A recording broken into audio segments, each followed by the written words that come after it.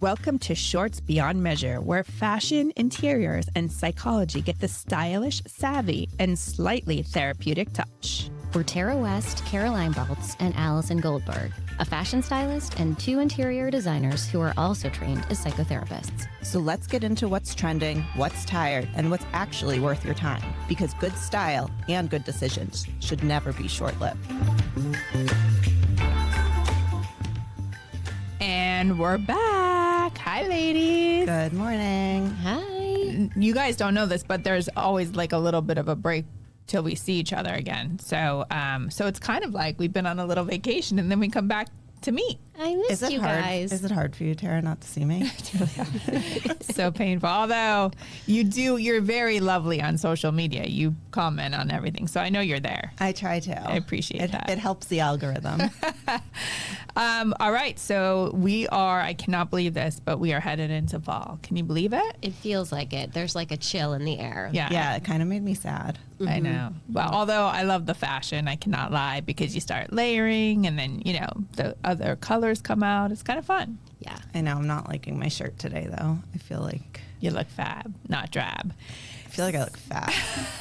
You don't. So as we're headed into this season, a lot of kids are approaching college or going back to college. And I was just at a family wedding where a lot of the topic was how crazy it is that people are paying people, and my interior designers, I know you love this, to design their kids' dorm room. Oh, yeah. It's $30,000 for this one designer I saw on social media, and she'll go just revamp your whole room, your whole dorm room. I mean, you bitches got to get into that. I know. We haven't been asked yet. Does anybody want us to design their kids' dorm room? If Tara? I came to you and I said, all right, Penelope is going wherever she goes, can you guys go design her dorm room? Yeah. Would you think I'm crazy, or would you do it? I would probably just send you like the Dormify website. Like, really, you can't go on. It's like a whole package. Yeah, but they're going custom. This is like serious business. There's wallpaper. Right. And the challenge is that you can't stick things on walls that's permanent. So there's like semi-permanent wallpaper that's like peel and stick, right?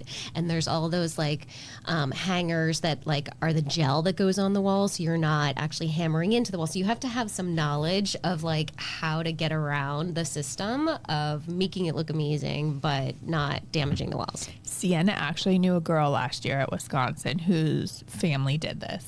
And it took hours, lots of money, and then she switched dorms. That's something I would do. You would do that. I would do that, totally. I'd be like, these people suck, get me out of here. But, not only about moving into college, because September 1st is the biggest move-in date, and a lot of people are moving into apartments. And I don't know about you guys, but I know you had brought this up, but I mean, I have used IKEA furniture. Yeah. Well, that was the concept that I wanted to talk about today from the psychological lens. It's called literally the IKEA effect. And what they found is that when you invest time in putting together and assembling one of their products, you're less likely to be upset with it or want to get rid of it or feel frustrated by it or whatever. Like it's the effort that you put in that makes you attached to it. I feel like that would make you more frustrated. Well, I was just going to say that's BS, because when I lived alone finally in my 20s, I had to go to IKEA and buy something to put a TV on. And I remember I just had started dating Kevin, and he's like, why are all these screws left? Yeah. He's like, don't put your TV on that. It's definitely going to fall. It's actually very complicated to put one of those pieces together. I don't know if you guys have ever tried. Well, think about it. Maybe the theory should be called the Lego effect, because my boys, when they had those huge Lego things, and they would never want to get rid of them. Right. You had to put it on the dining room table, and you could not knock it over or put it away. It was like their pride and joy. Versus had you just gone out and bought that castle or whatever, that'd be totally different. Yeah. So I see it more in that, really, because well, it's no, I get that, because the more effort, like you said at the beginning, the more effort you put into something, well, then you feel like it's valuable. Yeah.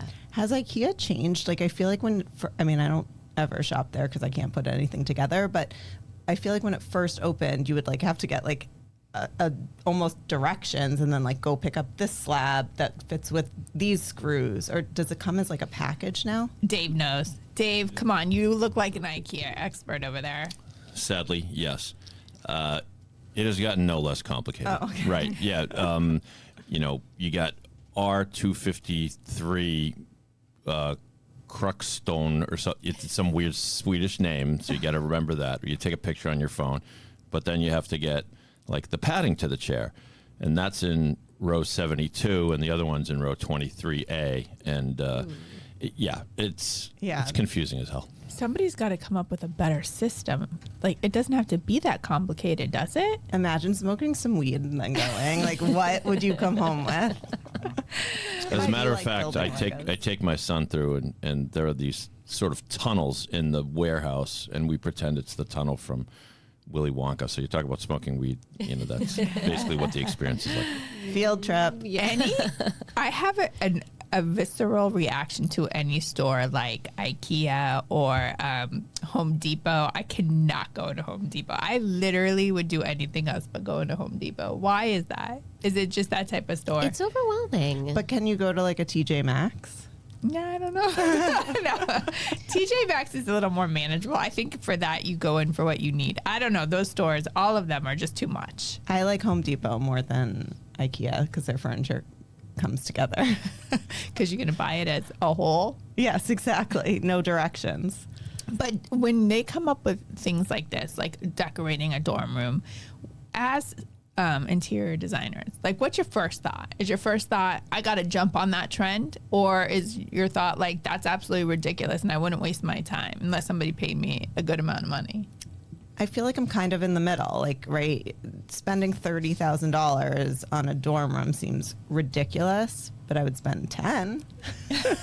Yeah, and it's also temporary. Like, I don't know. I feel like the when I feel good about our design process, it's like they're going to live in it and they're going to enjoy it and they're going to entertain in their home. Like, this is like, do it on the cheap, like, know the dimensions of how to hoist the bed up so that the right Tupperware can fit underneath it. Like, that's just not my jam. Also, how much time do you spend in your dorm room not hungover? And if you're hungover, you're like sleeping or your eyes are shut. Yeah, you could really care less. Yeah. So on that I guess note, some people study. If there were a 20-something-year-old who came to you and like wanted you to help them but couldn't pay your price, would you do that?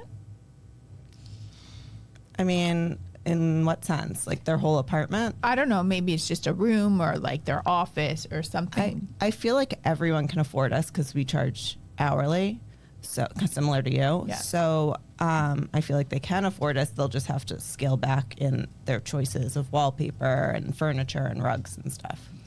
Yeah. Or I also feel like we'll do pro bono work. Like we have taken on a client before who had Parkinson's and she was moving to a new apartment, and like that felt really good. We actually helped her furniture walk across the whole, like, how infants do, across her whole apartment. So if she gets dizzy or if she didn't have her walker with her, and like be able to not trip on carpets that are sort of not laid down really flat. And like we really thought about the ergonomics of it. Like, I'll take on pro bono all day long. Right. A 20-something-year-old that wants floral wallpaper isn't really our jam. Yeah, no, I was just thinking when we're talking about, because IKEA, I feel like it goes across all ages, but really there's like a set kind of age group, I think, that tends to go towards it, like your first furniture type of thing. Absolutely.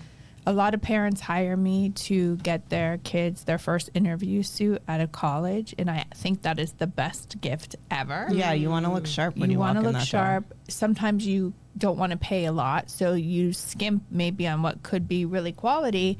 And in many closets, I've gone back many years later and they still have that, and maybe they wear the blazer or the pant or something, but I feel like that's something that takes pressure off of kids, and a gift that just keeps on giving. Well, and it would give, I'm thinking if that were me, if my parents did that for me and gave me that gift, I would feel so confident. Right. Right? Like, all right, I got styled by Tara West. Here I go. I'm going to bring my best self into this interview. Yeah, I think you walk in differently and then you're perceived differently and then you get the job. So it's a win-win for parents, for the kid. It is. And then I get texts, should I wear tights or no tights? Yeah. I'm always like, go with the tights. Go with the tights. Cover your hoo-ha. All right, can I ask, this is... Please. Why? We always go back to the hoo-ha. Well, Jesus. it's just because sometimes... Let it breathe. Let it breathe. You would not believe how short some people think skirts they could wear to an interview. Oh, yeah. You know what I mean? It's like not going to happen. But what were you going to say? Well, so this is a selfish question, but William wants to get a tuxedo. Of course he does. I love this Because he has child. suits. He knows how to dress for an interview, whatever. 17-year-old wants a tuxedo. Yes. I mean, he's special. He's amazing. He's special.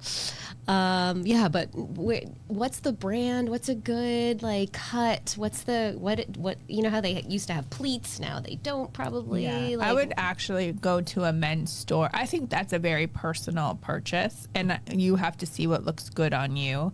Some people like a more tapered leg, some like a wider leg. It's totally dependent. I just went shopping with, not for a tuxedo, but with a 20-something-year-old. He wanted to start dating more, and so he was wearing like the whitest jeans I said, where are your legs? Yeah. Like, and by the way, you're not that big, you know. But he in his mind, tapered meant something else. And it doesn't have to be like a skinny leg, but you know, you have some legs you can show. You don't, you're not swimming in your pants. And it looked very juvenile, his pants too, but I think he thought it was cool, but like he was ready to move to the next place. So I think with the tuxedo, it's a very personal, like the way that it fits the type of pant. And any men's store like Mr. Sid's or any type of place like that, I mean, it's worth the investment because really you only need one tuxedo for a very long time. Yeah. And Is he done growing? Yeah. Maybe he has an inch left or so. You know you're going custom.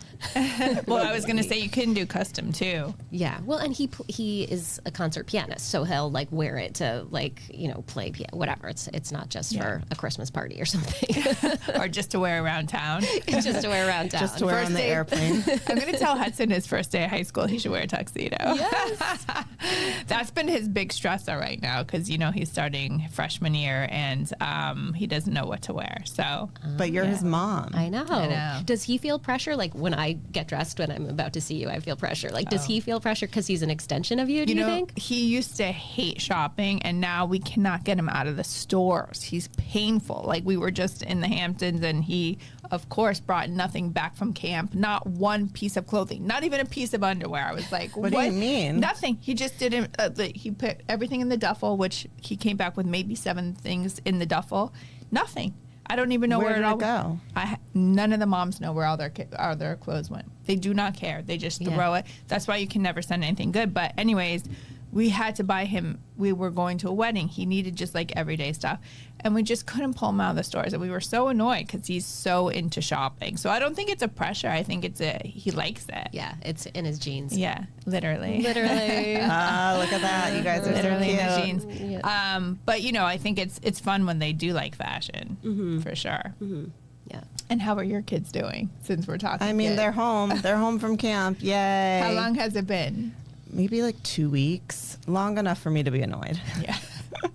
Long enough for them to go back to school? Yes, I'm ready. They're so used to being busy the whole time that they're like, what are we doing today? Yeah. I'm like, I don't know. Right. You're like, I'm not the camp. Yeah, I'm not a cruise director. Like, figure it out. Well, if you guys have any questions about dorm room styling, ask these lovely ladies next to me. Anything else you guys want to add? Don't ask me. I don't really care about dorm room styling. Unless you're paying $10,000 and then No, she'll- 30. I want the 30 grand dorm 30. room. I'm in. All right. 30. Bye. That's it for this week's shortlist. Thanks for listening. If you enjoyed today's conversation, share it, leave a review, or let us know what's on your short list. Shorts beyond measure, because the most important things in life can't be quantified.